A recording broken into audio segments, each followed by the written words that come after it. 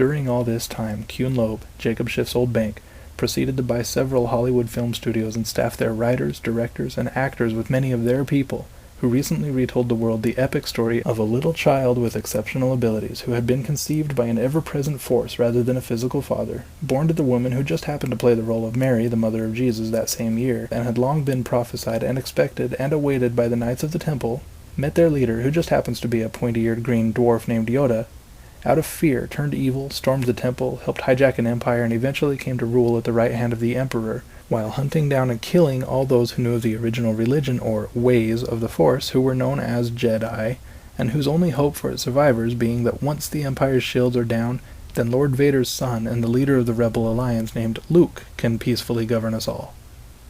Those of us who continue to believe that Hollywood is just there to uplift and entertain us are being propagandized out of our independent thought and into their ideologies, which include blaming the Muslims for all our problems, profaning the name of the Savior, and eventually filling the earth once again, one home at a time, with violence.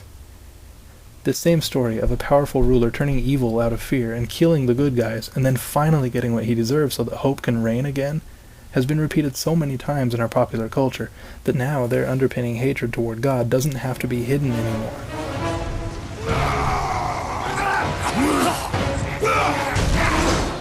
The Khazarian Ashkenazi also began shamelessly promoting Satanism through various record labels in a new genre of music. They bought and consolidated several existing TV channels, lobbying to change antitrust laws as they went along. They also began taking over the news media, claiming their view of events as the only sure or mainstream view, and perfecting the use of the principle of proof by association to discredit any view which would challenge theirs. The man led away in handcuffs and hopefully taken one of those secret prisons in Eastern Europe, never to be heard from. Oh, I hope that happens. Okay. We can only hope. I hope we have a special prison for 9/11 conspiracy theorists. No, he wants They deserve to be together.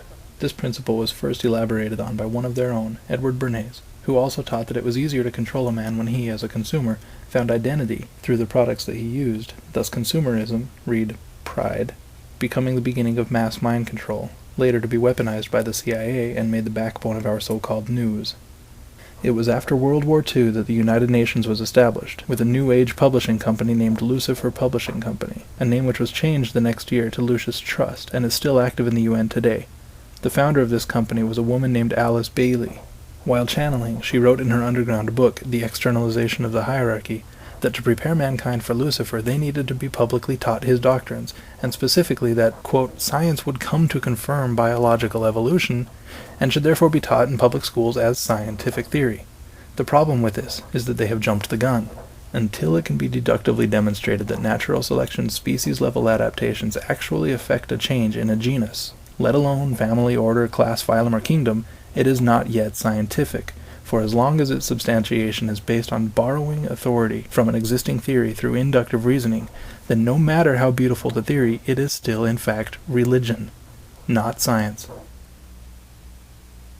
As soon as that substantiation is found to exist, then this theory belongs in the science classroom. But as long as its only substantiation is induction, then it is no more scientific than this presentation is, and to insist that it be given a monopoly in the classrooms under the title of science is fraud.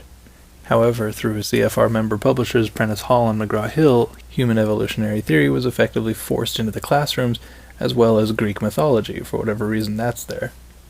The CFR was also closely related to what would become known as the Continuity of Government program that expanded out of control during the Cold War, planned a formal takeover of the government, trying to recruit Major General Smedley Butler as its leader, but good old Smed blew the whistle and was rewarded for it.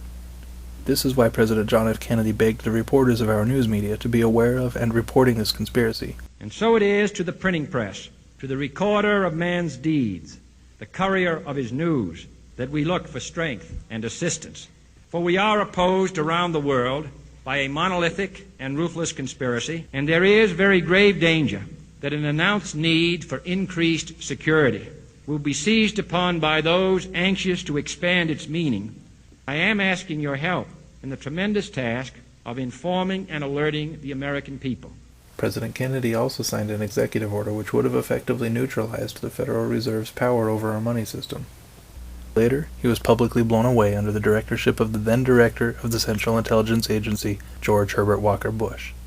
That is why Bush laughed while mentioning it during Gerald Ford's eulogy. After a deluded gunman assassinated President Kennedy. And that is why the Discovery Channel's culmination of work in replicating the assassination still had to rely on the removal of JFK's first exit wound from his throat to his sternum. That is also why the trajectory never did match the supposed gunman's location. And that is why the only rebuttals to these very simple facts in this murder case are the clique's self-reinforcing "because we said so." After a deluded gunman assassinated President Kennedy, our nation turned to Gerald Ford and a select handful of others to make sense of that madness. And the conspiracy theorists can say what they will, but the Warren Commission report will always have the final definitive say on this tragic matter. Why? Because Jerry Ford put his name on it, and Jerry Ford's word was always good. With the assassination of the last champion of the people, this time the coup would be successful. LBJ was installed, reversed that executive order, and Kennedy's plea had fallen on deaf ears as many prominent reporters have since joined the council, which for decades has continued to recommend political candidates for both political parties.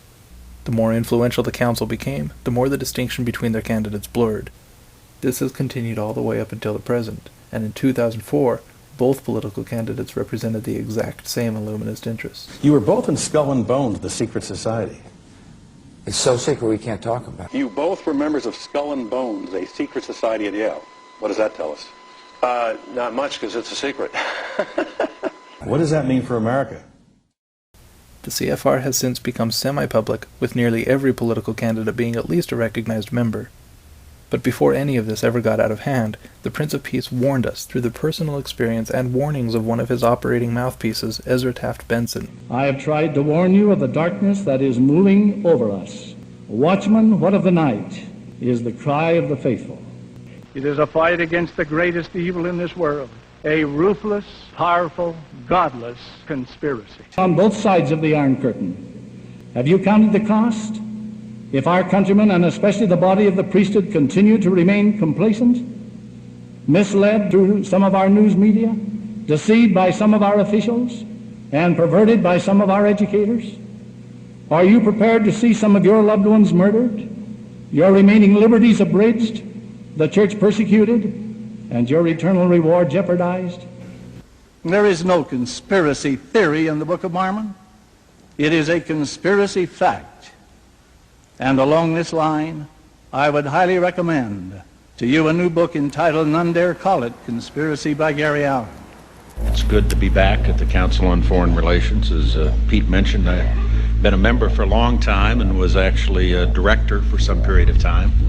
I never mentioned that when I was campaigning for re-election back home in Wyoming. He spoke out against this conspiracy from the pulpit at General Conference over a period of about 15 years. But the body of the priesthood has since remained more than complacent, as instead of following the advice of the man that we said we upheld as prophet, seer, and revelator, by awakening to the sense of our awful situation and stopping the secret combination from getting above us to our overthrow and destruction, we continued to ballot vote them right into office. Then, on September 11, 1990, Skull and Bones President George Bush Sr., who had been carrying out secret overseas drug running in Iran, called for a new world order which would fulfill the promise and vision of the UN's founders, which, according to the founder of their publishing company, is that of allowing Lucifer to become king of the world. That is why his wife, who was born to Pauline Pierce exactly 9 months after Satanist Aleister Crowley's great ordeal, and who would later invite Ozzy Osbourne to the White House, Ozzy Osbourne.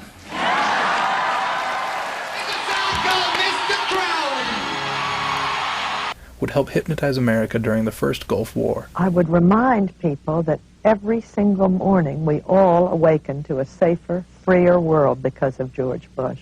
Remember that every single man, woman, and child in the state of South Carolina awakens to a freer, safer world because of George Bush. They themselves awaken every single day to a freer, safer world because of George Bush.